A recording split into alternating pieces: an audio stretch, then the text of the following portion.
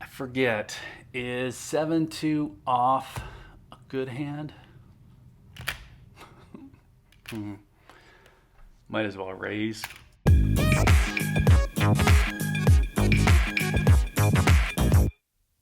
Well, it's the weekend, and I hope that means that you have lowered your expectations enough for me to just talk about whatever I feel like talking about. And I guess what I feel like talking about is whether or not precious metals are a sure bet. So we might as well drive this analogy into the ground and compare it to this hand, Big Slick. And for those of you who don't play poker, it's simple. It's an ace and a king dealt to you in the pocket. And this is one of those hands that's going to dazzle you. You're going to think that there's no way you can lose if you have this. And if you happen to be at a legal casino where you can play poker, you're going to want to get all of your money in on this hand. And the problem, of course, is that regardless of how good that starting hand is, things can go sideways really fast if the flop doesn't play out in your favor. So then it's on you to stop betting. Unless you're playing against smart players, you can bluff out. But usually somebody came in with fours, they caught a third four on the flop, and you're going to lose it all anyway. Now, gold works a lot like this. It will dazzle you. It seems like it's always going to be a good bet, but the reality is that sometimes you have to slow down. You have to slow down with that bet, or you get stung. Spot price of gold right now is above $1,900 again, and that's kind of the point where I'm definitely pumping the brakes. I'm definitely slowing down on my bet on it. I think the long term for gold is positive. It's going to go up from where it is right now, but I also think it's going to correct down before it does that. So the thing I've learned with this hand is you really have to kind of calm down and pay attention.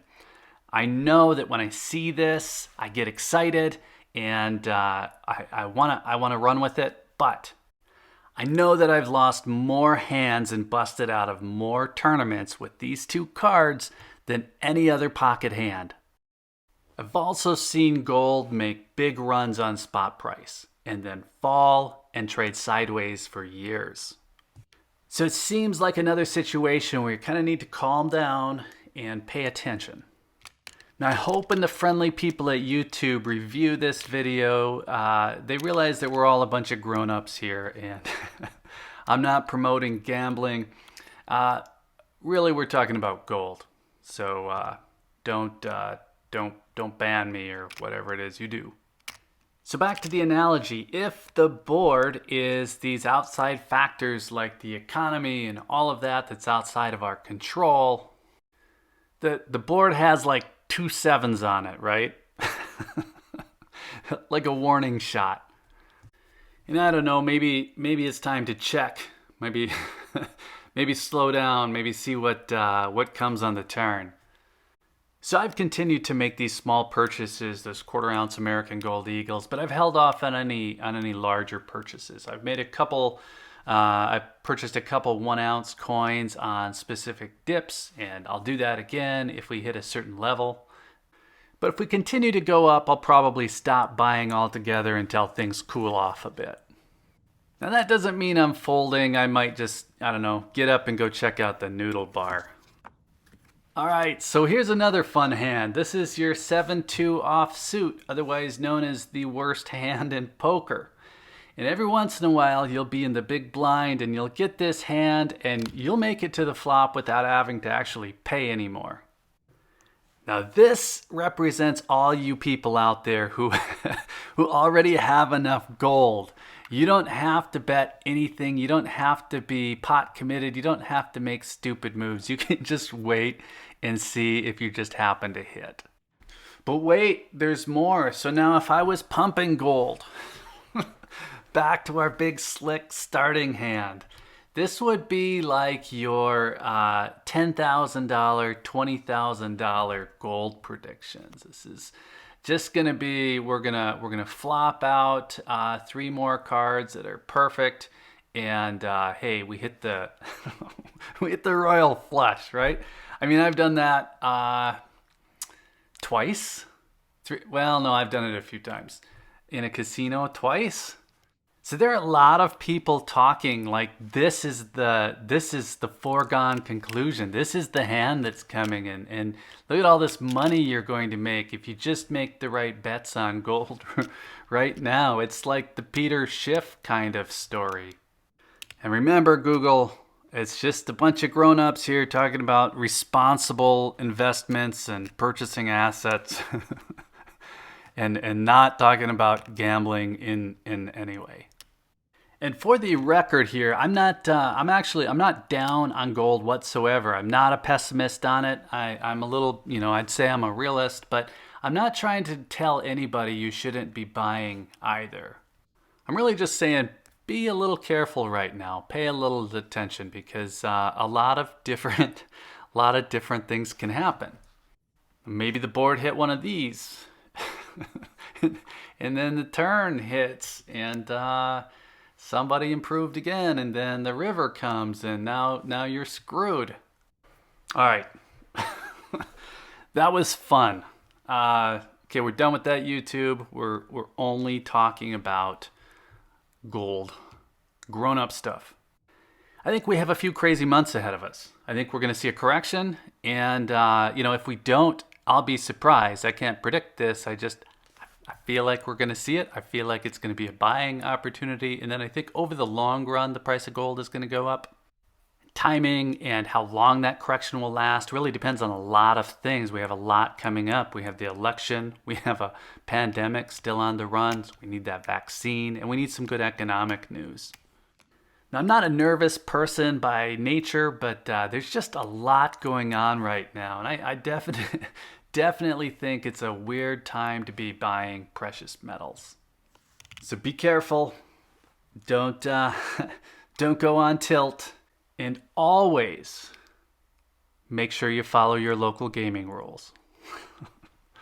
All right, if you want to stick around here for a minute, I got something from Florida Stacker I'm going to show everybody. All right, so sometimes I think I'm probably a little bit too anal, but then I run into someone like Florida Stacker, and he's every bit as bad, maybe even worse. So we've been talking about these capsules, and Florida sent these over to check to see if a 1 ounce maple leaf coin would fit in them. Okay, now I already had some very similar. I thought what he was sending was going to be the same thing, but they're different. Mine on the bottom here are airtight. I think they're an H38 30 millimeter direct fit capsule, and the ones that he sent are mysterious. I don't know where he got them. They're a little bit smaller outer diameter, but they appear to be the same diameter inside. So this is the one that Florida sent, and it is a perfect fit, and you'll be able to see the edges. I guess it looks great. What I would like to see is the inner diameter fit this coin, and then the outer diameter fit the capsule tubes that I have the rest of my coins in. So the ones that I had, the airtights that I had, the H38, similar thing. I tried these out already. I'll just do it again for demonstration here. Maybe this is something only Florida and I really care about, but these will fit the Morgan and the Peace dollars as well, and I think that's what probably they were originally meant for, but they just happen to fit both the maple leaf and some of the U.S. Mint commemoratives, like that 225th anniversary coin that I have. So it's a fit, and you're able to see the edges. And as you can see, they probably look a little bit nicer than these black foam rings do. But the thing that I like about the foam rings is that they'll fit in those capsule tubes nicely, where these will just kind of jiggle about. So I wish the lighting was better down here. I'm sure this whole video is going to look... It's a sketchy video to begin with, but this lighting isn't helping anything. But I guess we're still on the hunt for the perfect capsule. Now these look nice. Again, you can see the edges. And if you only stack Canadian maple leafs. That might be a good option. But because I keep these with my other coins that have a 32.6 millimeter outer diameter, it's kind of tough to put them together. So if you have a better suggestion, let us know in the comments. Like I said, there are at least 2 of us who are super interested. All right, so thanks again for watching. I appreciate your time. If you don't mind, make sure you subscribe and hit that like button on the way out. Either way, I hope you have a fantastic day.